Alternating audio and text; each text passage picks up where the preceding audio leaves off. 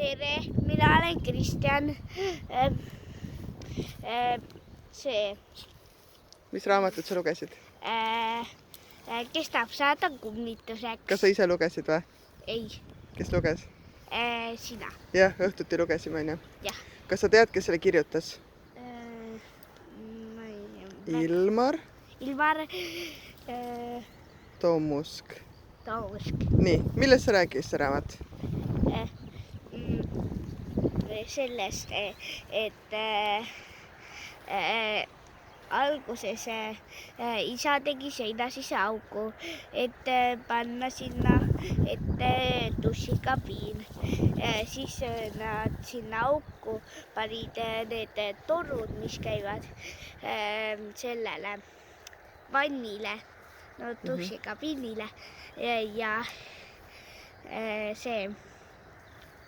siis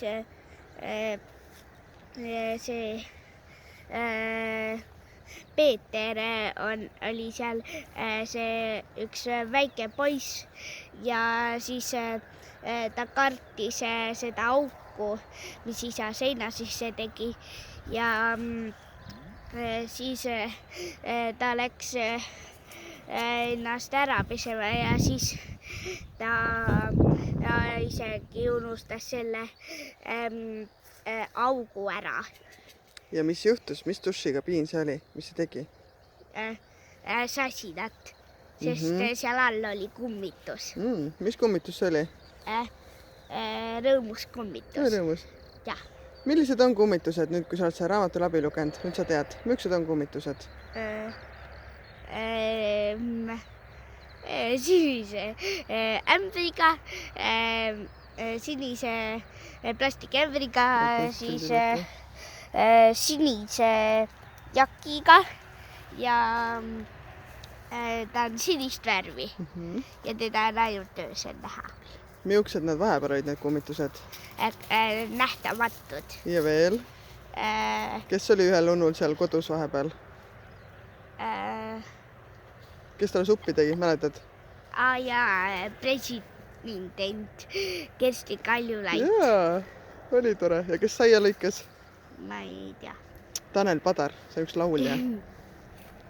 Kas sa kardad kummitusi peale seda raamatut või? Ei. Miks? Sest mina ei ole siuke väike laps, kes kardab. Aga kas neid kummitusi peab kartma, kes seal raamatus olid või? Ei. Mis nad tegid? Nad päris kummitus tegi lollust ja mitte päris kummitused tegid head. Mis nad tegid siis näiteks? Päästsin maja ära, mis põles ja siis veel aitasin vanameest ja siis tegin nii, et nad oleks nagu need politseinikud ja siis püüdsid pätid kinni. Kas sulle meeldis see raamat või? Jaa. Miks? Sest seal oli lahedad asjad. Mis seal oli lahedat? Et see